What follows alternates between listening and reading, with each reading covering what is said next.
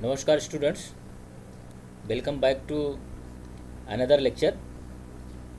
So in my previous lecture I have explained the working principle, circuit diagram, input and output waveform of half wave rectifier.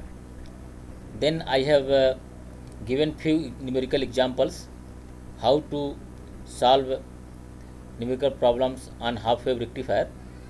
So in today's lecture I will try to explain another type of rectifier which I have introduced in introduction section. So that is full wave rectifier. So in case of full wave rectifier, I have introduced two type of full wave rectifier. First one was the center tapped and second one was the bridge rectifier. So in today's lecture we will try to understand center tapped full wave rectifier. So as its name, if you see center tapped, actually there is one word, center tapped transformer. So it means this rectifier is basically a full wave rectifier, means which rectifies full wave of a given input signal. In case of half wave we have learned that was rectifying only the half wave of a given full signal, but here it will rectify full wave for complete cycle. So if you see the circuit diagram, so this is basically a circuit diagram. So this is a basically transformer, and in case of half wave rectifier, if you remember, we have used only one diode, but in case of full wave rectifier there will be two diode. So diode D1 and diode D2, and the condition is that diode D1 must be identical to diode D2. So therefore this forward resistance of this diode D1 and the forward resistance of diode D2, that will be equal. This is the condition. And then this both diode and this transformer is basically a center tapped, means we are measuring the output across this load resistance, and this load resistance is basically connected with the transformer of secondary transformer in the middle of the secondary transformer. That is why center tap, means this typing should be done at the center part of the secondary coil. Okay, so it means what is the advantage of the center tap? So that means whatever input signal you will apply, this input signal, depending upon the number of coils in primary and secondary, number of turns in primary and secondary coils, so the signal will appear across the both diode equally. So this means whatever input signal you will apply, this input signal will be divided into two parts. Okay, one part will be appear at the diode D1 and another part will appear at the diode D2. Okay, so that is the advantage of center tapped transformer. But this, remember, if your transformer is not center tapped, then there will be some problem of means one diode will be in, maybe in means you cannot have a good output signal if transformer is not center tapped. Okay, that is the disadvantage of center tapped. So if you try to understand the working principle of center tapped transformer, so let us try to assume that for a given complete cycle of input signal, so 0 to T half to T. Okay, so let us first consider positive half cycle, that is from 0 to T half. So if we consider from 0 to T half, then as I discussed, depending upon the number of turns in primary and secondary coils, so that magnitude will change. Okay, magnitude, this peak value will change. I have just written I have written just Vm. So that means that different magnitude will be obviously will appear at the input of the diode. So let us take when your input cycle is for 0 to T half, then this 0 to T half, this voltage will appear at the both diode equally. So this will be positive and this will be, because this is positive, this is negative, so this will be positive, this will be negative, and then this will be positive and this will be negative. Okay, so if you see, so for positive half cycle, this input signal is divided into equal part of the both diode. So for the first case, for the diode D1, this end is positive and this end is negative, and for the diode this end is positive and this end is the negative. So that means diode D1 is in forward bias for the positive half cycle, and diode D2 is in reverse bias for the positive half cycle. I hope you clearly understood. So for 0 to T half, diode D1 is in conducting stage and diode D2 is in off stage or non-conducting stage. So if we assume that ideal approximation of diode, so when diode is in conducting stage or in forward bias, so it will behave like a closed switch, there is no voltage drop. So and when it is in reverse bias, it will behave like a open switch, zero current, so no current will flow. So whatever output voltage you will measure across the load resistance, that output voltage will be because of the current which is flowing due to the diode D1. Okay, so that voltage will appear across the, for 0 to T half cycle, that will voltage will appear at the output. So that is what I have written here. Now as soon as your signal move from T half to T time period for negative half cycle, then polarity of the voltage will change. So here because this is negative and this is positive, so this will become negative and this will become positive, and this will become negative and this will become positive. So that is how I have shown. For the positive case, both diode signal was positive, and for the negative case, when input signal is negative, for the both diode signal is negative. So this is negative, this become positive, and this become negative and this become positive. So now if you see in this case, so diode D1 will be in reverse bias and diode D2 will be in forward bias. Okay, that is the difference. Now when diode D2 will be in forward bias, so it will behave like a closed switch, zero voltage drop, and diode D1 is in reverse bias, it will behave like a open switch, zero current. Okay, so whatever current or whatever voltage you will measure across the load resistance, that will be because of the diode, because of the conduction of current through diode D2. Okay, then you will get a voltage across the load resistance, and that voltage will be from, that is again you are rectified, that is positive voltage will appear, that is T half to T, you voltage, again you got a voltage. So now here in this case, in case of full wave rectifier, you are basically rectifying a given AC signal, full part of the AC signal. For 0 to T half, that signal is rectifying by the diode D1, and T half to T, the diode that signal was rectifying because of the diode D2. As I mentioned, diode is a unidirectional device. Okay, so whatever output you will get, that is in unidirectional. So because of diode D1 you are getting unidirectional, and because of diode D2 you are getting again a positive current, positive voltage. So that whatever voltage now you got at the output, so that will be a unidirectional voltage. But if you still see this voltage, output voltage, that is changing with the time. So 0 to maximum, maximum to 0, 0 to maximum, maximum to 0, it is still changing with the time. But in case, if you remember, in case of half wave rectifier, you were rectifying only the half signal, and T half to T, that was 0. But now here you have a 0 to T half and T half to T. Okay, so that is the working principle of center tap transformer full wave rectifier. This is how it's working. So there are two diodes are used in case of full wave rectifier. So during positive half cycle, first diode is in forward bias and second is reverse bias. So you get voltage because current and voltage because of the first diode, and during negative half cycle, you first one is reverse bias and second one is forward bias. So you get the current and voltage at output because of the second diode. So that is the working principle. Okay.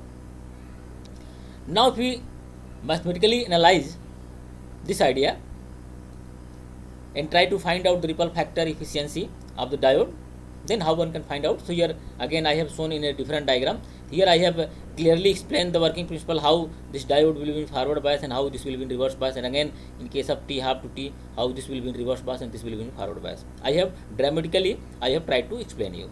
Okay. Now let us say we have applied a sinusoidal signal for the case of full wave rectifier. I have assumed that number of coil in primary and secondary transformer is equal. Here just for theory, just for simplicity, it may be different. Number of coil in primary and secondary may be different. Just for analysis part, I have taken same. So whatever signal you apply here, whatever magnitude, that magnitude will appear at the diode D1 and D2 depending, but this diode will be obviously divided into two parts. Okay, whatever input signal you apply, that will be divided equally in two parts. Okay, so that is the only difference. So as I discussed, so because of positive half cycle, diode D1 was in forward bias, so you get this output. So because of diode D1, so you will get this kind of rectification. So if there is no diode D2, then diode D1 is there, so only you will get this rectification, this one, that is behaving like a half wave rectifier.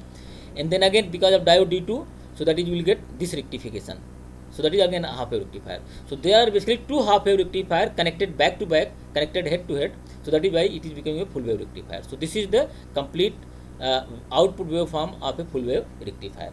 Okay, so if you try to understand mathematically, if the voltage between A and C, let us say this is A and C and this is C and B, okay, so A and C means diode D1 input terminal, and C and B, that is terminal of diode D2. So when we are applying voltage between A and C, so this is positive and this is negative, as I discussed here. So this was positive and this was negative. At the same time, then the voltage between B and C, this one, so that will be negative. Now I will plus minus, so this voltage will be minus plus, so that is V0 minus sin omega t. That is the idea. Okay, so when the voltage between A and C, that will be positive, that is V0 sin omega t. Okay, at that time this voltage between B and C, that will be minus V0 sin omega t. That is why I have written voltage between VAC, that is V0 sin omega t, and VBC, that is minus V0 sin omega t. Now in this situation, if we try to analyze the current and voltage across the load resistance, so that is same circuit. Okay, then we can find out the current. So we know that during positive half cycle, this is forward bias and this is reverse bias, so this will be, there will be no current will flow because of this, through this resistance.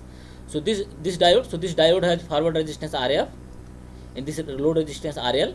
So we know that current is equal to, so it means I2 current will be equal to 0 and I1 current will flow. So that means we can find out the voltage, we can find out the current is equal to voltage upon resistance. So voltage is equal to basically V0 sin omega t.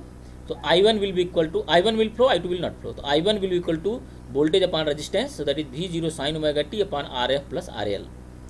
Okay, that is for 0 to t half time.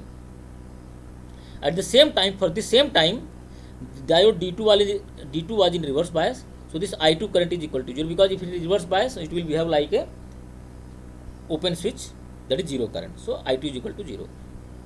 Okay, now at the same time, for this particular value of voltage and current, voltage VAC and for VBC, at the same time, if you analyze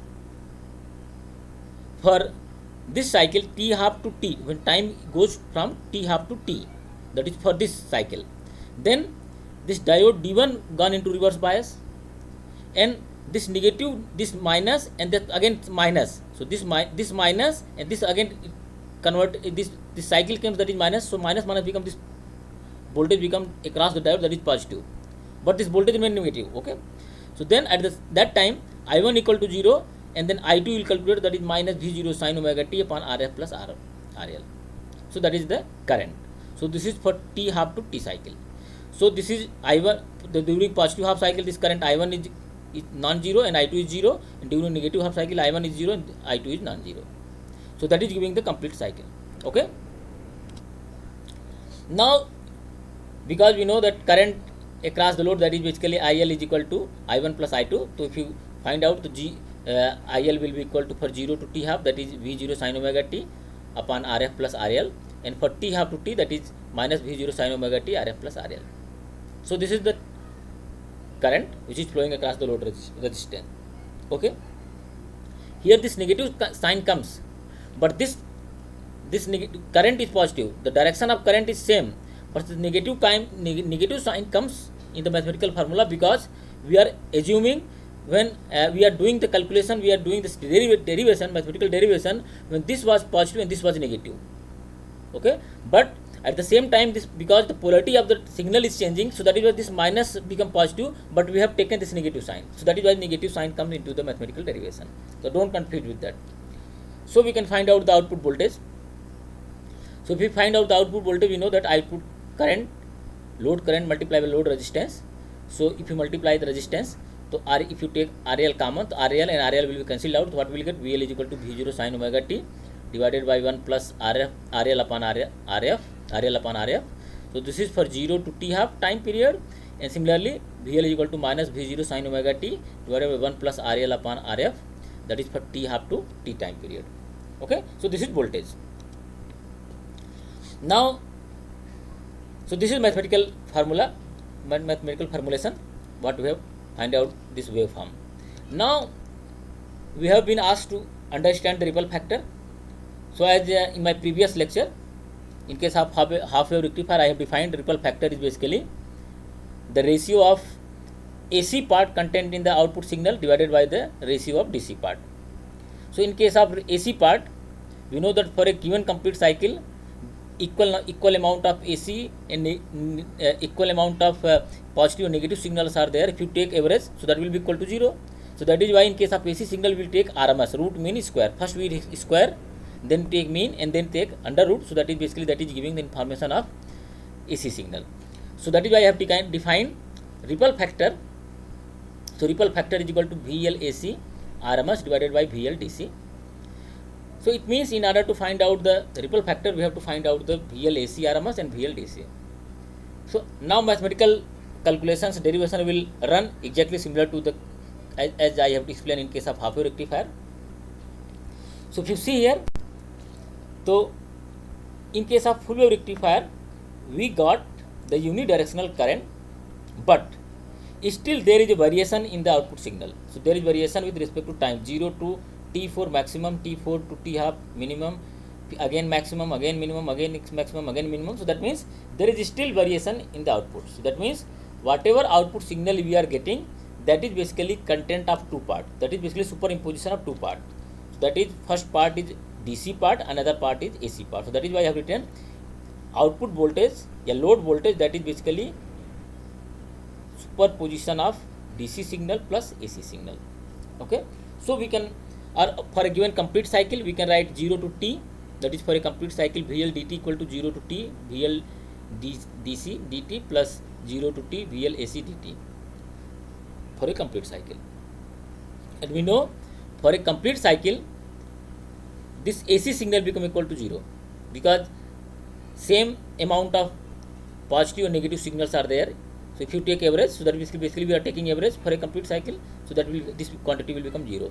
So for a complete cycle VL 0 to T, that will be equal to 0 to T VL DC dt, because this part become equal to 0 for a complete cycle. So we can find out the DC part. This same concept I have used in case of ripple half wave rectifier ripple factor. So 0 to T VL dt is equal to VL DC 0 to, because VL DC is constant, that is not changing with respect to time. Okay, that is why I have taken outside. So 0 to T dt, if you integrate it, so that VL DC T, so VL DC is equal to 1 upon T 0 to T VL dt. So this is the definition of DC part contained in output signal. So that is basically what, that is if we are taking average, we are summing all time dependent quantities and dividing with the time, total time. So that is basically average. So VL DC is equal to, we can write 1 upon T, that is 0 to T. So we can break this integral into 0 to T half and T half to T. So the 0 to T half VL dt and T half to T VL dt. Okay. And we know the value of VL for 0 to T half and T half to T. In here I have already done. So just substitute the value of VL. If we substitute, so what will get, VL DC is equal to 1 upon T 0 to T half V0 sin omega t dt upon 1 plus RF upon RL, again plus dt by 2 to T minus V0 sin omega t upon 1 plus RF upon RL dt. Now if you take the integral, and then you will get the DC part contained in your output signals. So in order to do that, if you see here V0 divided by this quantity and V0 divided by this quantity, that quantity is common. So I have taken common outside. So V0 upon 1 plus RF upon RL, okay, and then this 1 over T, that was outside of the integral, so I have distributed 1 over T. What will be remaining here, sin omega t dt will be remaining here, minus, because this minus 1 over T T half to T sin omega t dt. Remember, when we are integrating this quantity, so we require this value, so the omega is equal to basically 2 pi T. t is equal to 2 pi omega. So if you do integral and you try to find out, so we'll get value of this integral that is equal to 1 upon pi, 2 upon pi. Okay, so this whole bracket quantity, if you integrate this whole bracket quantity, so that will give 2 upon pi. So that means DC part contained in output of your rectifier VL DC is equal to 2 V0 upon 1 plus RF upon RL, that is pi. So this DC part contained in your output signal, that is quite similar to the half wave rectifier. If you remember that there it was V0 upon this quantity, but here what we have 2. That's only what quantity is adding. Basically we are multiplying 2 times. That is why this is basically, in case of half wave we are rectifying half signal, here we are rectifying full signal. That is why we have here one multiplication term come, that is 2 V0 upon 1 plus RF upon RL, that is pi. So this is the DC part contained in your output signal. Now we have to find out the ripple factor. So we must require AC part. So VL AC RMS. So VL AC will be equal to, from this formula we have already I have written. So VL AC will be equal to VL minus VL DC. So VL DC I have calculated. So VL AC is equal to VL minus VL DC. So VL AC is equal to V0, substituting the value of VL and VL DC. If you do that, so V0 sin omega t divided by 1 plus RF upon RL minus 2 V0 upon 1 plus RF RL pi, that is for 0 to t half, and similarly VL AC minus V0 sin omega t. Just I am substituting the value of VL and VL DC. Okay, so divided by 1 plus RF upon RL minus V0 upon this quantity, that is t half to t. Now this is the AC part contained in your output signal. As I discussed, if you sum up this quantity, so this if you combine for a complete cycle, if you sum, obviously this should be equal to 0. If you add this quantity, if it means we know that AC in any signal which is AC signal, equal amount of equal magnitude have a positive direction, equal magnitude have negative direction. So that is why if you do the summation of VL AC for t 0 to t half and t half to t, so this one, this will and this will, that will cancel out. Okay, and then this will and this will cancel out.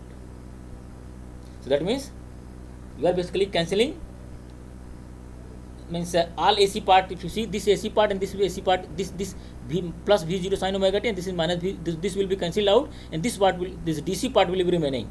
So only this will be added. So that means if you want to extract the information of AC signal, you have to square it, and then you have to take mean and then take under root. That is what I am doing. So I am VL AC, that is mean square and then mean. So I have taken square of this AC signal. Okay, then I have taken mean, so divided by 1 pi t 0 to t, that is basically definition of mean. Okay, then later I will take the root, so that will give the RMS. So if you do that, so VL AC mean square is equal to 1 upon t. So this integral can be split into from 0 to t and t half and t half to t. So 0 to t half, that is VL AC square dt plus t half to t VL AC square dt. Now we know the value of this quantity and value of this quantity, that is this one for this and this one for this quantity. Okay, so just I have put this value. If you substitute this value, to VL AC MS is equal to 1 upon t 0 to t half, this quantity ka square, so I have taken square dt, and then t half to t square of this quantity integrated dt. If you do that, if you see here, so what is common? V0 upon 1 plus RF upon RL, this is common in every quantity. So and square is there, so if we take outside, that will become square. So that is why I have taken outside the V0 square divided by 1 plus RF upon RL, that is square, because it was square. And then I have taken this 1 upon t inside medium bracket 0 to t half. So what will be remaining here? Here it will be sin omega t minus 1 upon pi will be remaining here, sin omega t minus 1 upon pi square dt. And then here what will be remaining? That is again sin omega t divided by sin omega t plus 1 upon pi square dt. This is remaining in both integral. Now if you integrate it, so just during integration you may require t is equal to 2 pi omega or omega is equal to 2 pi t, whatever convenient you feel you use. If you do the integral, to VL AC mean square, that will be equal to V0 square. Obviously this quantity is remaining there, and in place of this integral value, whatever I have kept in large bracket, So that integral value will be equal to pi square minus 4 upon 4 pi square. So v0 square divided by 1 plus r upon rl square, pi square minus 4 divided by 4 pi square. So this is the mean square value of VLAC mean square value. AC signal output AC signal AC content in output signal, and then I have taken square and mean. We have to take root mean square, so I have to take under root of this quantity. So I have taken under root. So if you take under root, so the VLAC RMS, that is equal to, so this will be square will be cancelled out, here under root and here 2 pi. So that is V0. Okay, so this, I think this 2 should be outside of the integral. So this 2 should be outside of the integral, because this is 4 na? So it will be 2 here, 2 should be here. Okay, that is I think, yes. So yeah, it should be 4, it should be 4 here, it should be 4, it should be 4, it should be 2 should be outside. That is the mistake, one thing. So you correct it. So what we will get, VLAC RMS is equal to V0 upon 1 plus RF upon RL, that is 2 pi under root pi square, or you just write 4 here, pi square minus 8 divided by 4.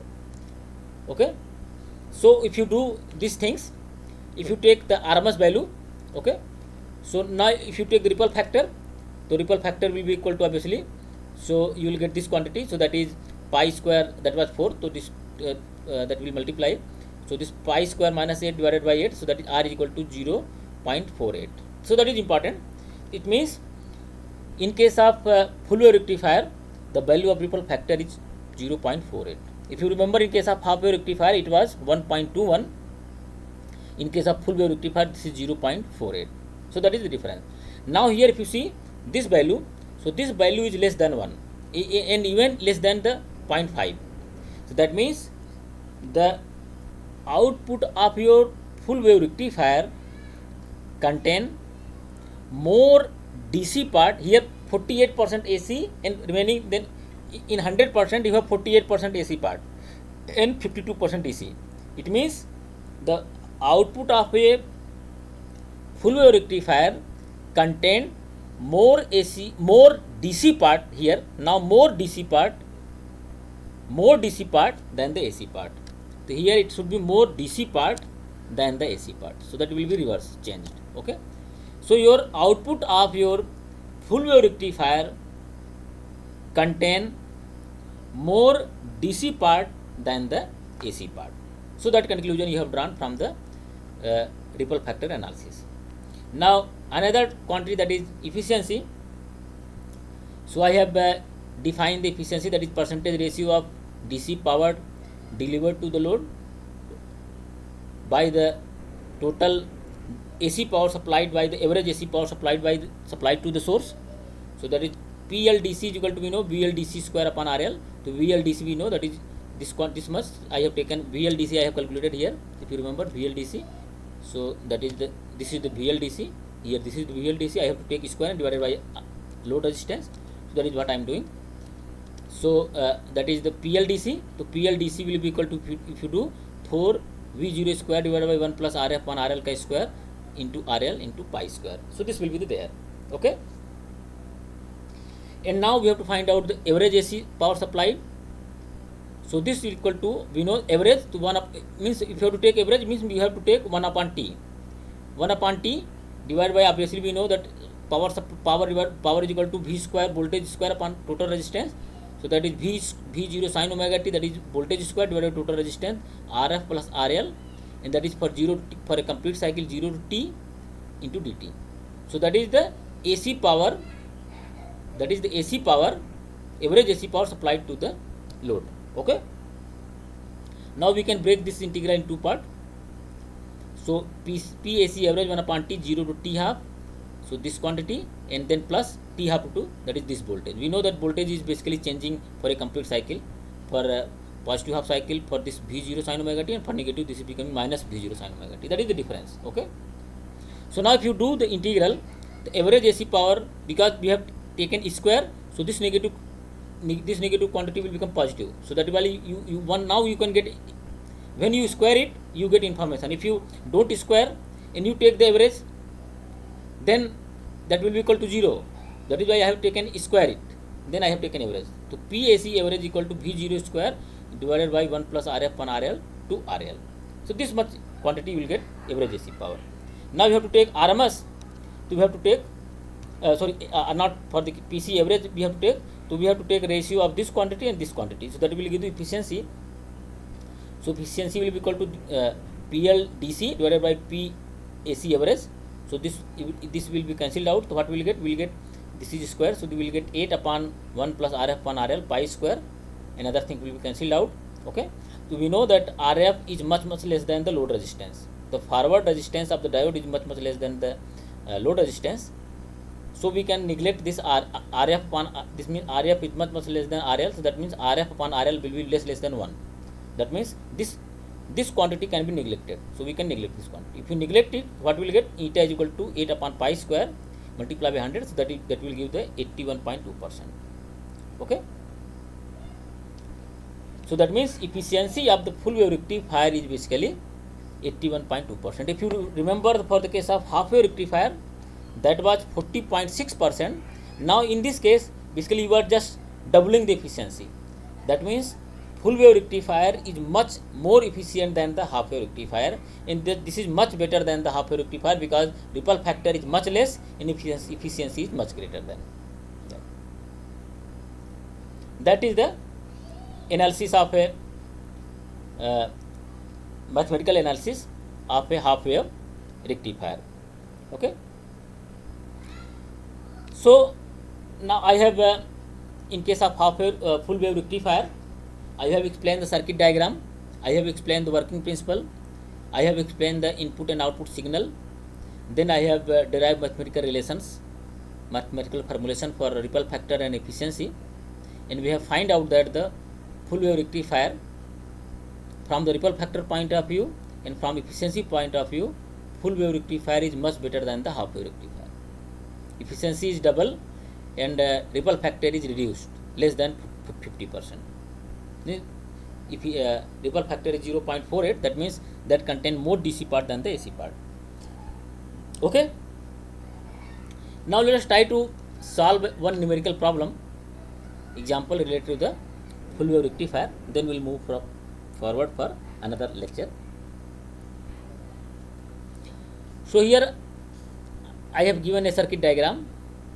So the same circuit diagram I have taken for the case of half wave rectifier, same problem, 120 volt AC supply. That frequency of this 1 volt AC supply is 60 hertz. If you find out the time period, so if you divide 1 by T, so that will give the 16.67 millisecond, that is time period. Okay. So this is how one can draw the input signal. If frequency is given, one can find out the time period and one can find out the half time period, half period and full period. And then primary coil and secondary coil. So the ratio of primary and secondary coil, that is 4.1. Same problem. Okay.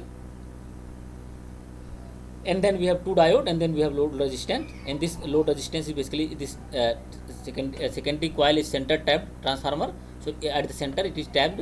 So whatever signal will appear across the secondary, so that will be divided equally in two parts. Okay. So let us try to analyze. So that is what I wanted to explain you. So we have a 120 volt AC source. So we have to find out the peak voltage. Okay. We have to find out the peak voltage. So in case of in case of half wave rectifier, we have calculated how much voltage will appear at this point. That we have calculated now. So if you calculate, so this voltage will be equal to 15 volt AC and 15 volt. Total 30 volt AC will be here. If you remember, if you go to the problem of half wave rectifier where I have explained here, so it was 30 volt. Remember, that is same problem, 120 volt AC, 60 hertz, 4.1. So if you calculate the voltage at secondary coil, so same formula, that is 30 volt. Okay. So 30 volt will be appear here also in case of this problem also. So 30 volt will appear at this point, from this point to this point. But this secondary coil, that is basically center tapped. So this 30 volt will be divided into two part. Okay. So it will be, because it is center tapped, so it will be equally, this voltage will be equally divided. So that is what problem in case of full wave rectifier. Your transformer should be center tapped. If center tapped is not there, then voltage at this part and voltage at this part will be different. That is it, you have to take it, and this is one of the major disadvantage of full wave rectifier. Okay, so this, because of center tapping, so this 30 volt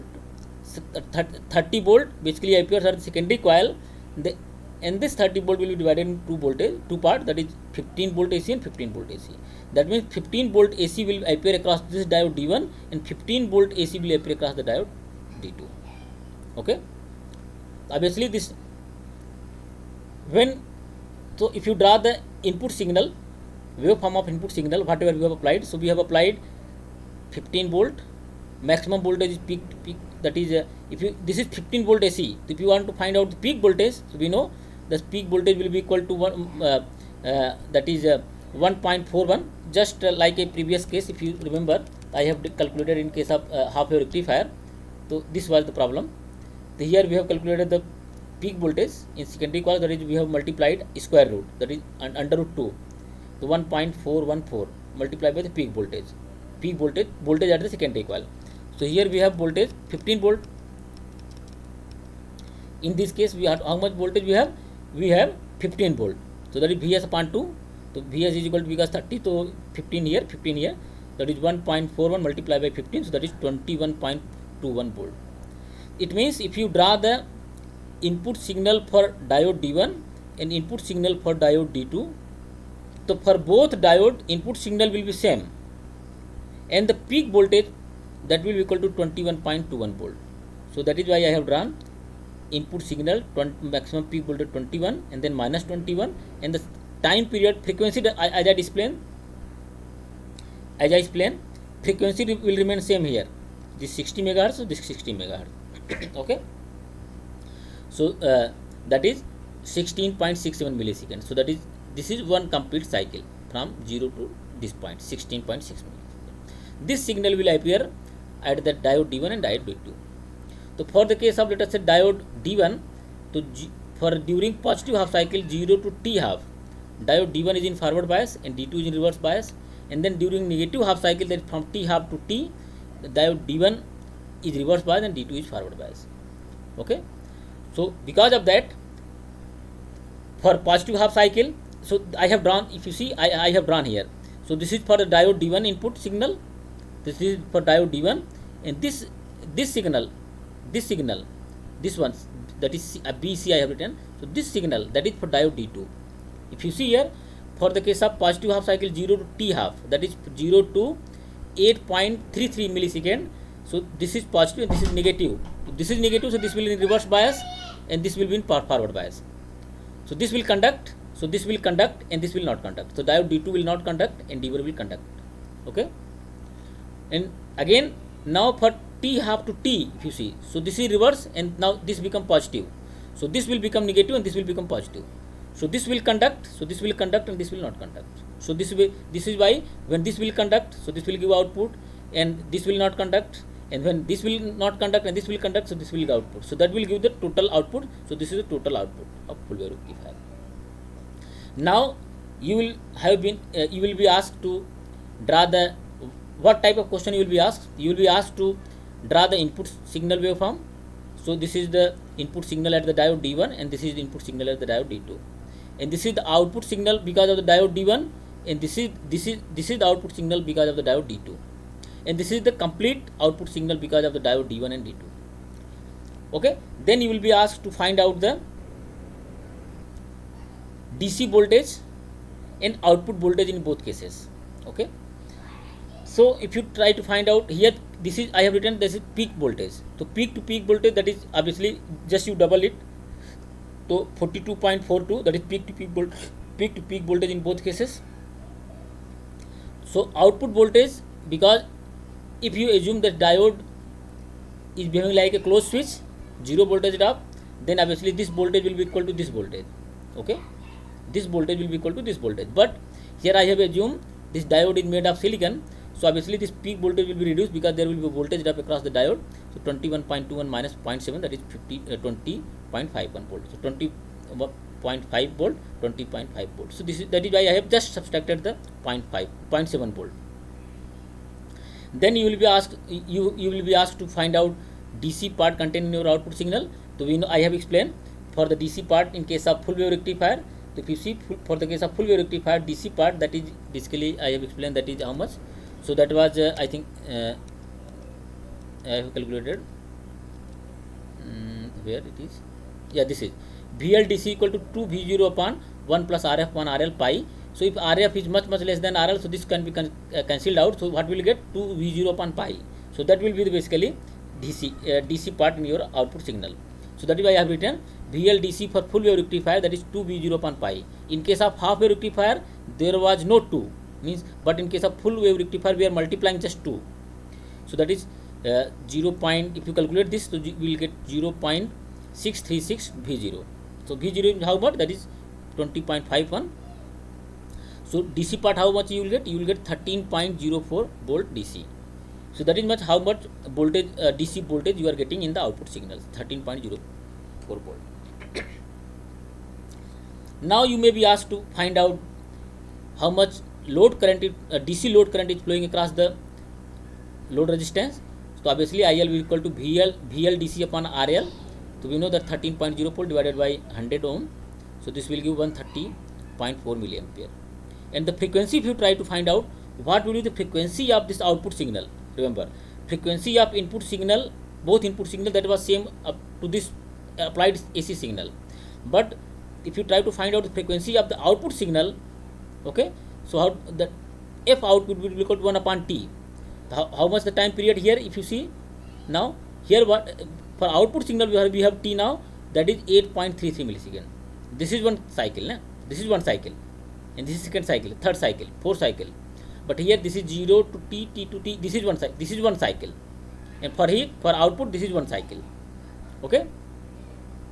So that is why F frequency of the output signal is equal to 1 upon T. So T, we know that T is equal to, for output signal, that is, this is because 16.67. So this is basically 8.33. So that is why this is 8.33. So divided by 8.33 millisecond, that is 120 hertz. Now this frequency is double of the input frequency. That means the output frequency of a full wave rectifier is basically double of the frequency of the input signal.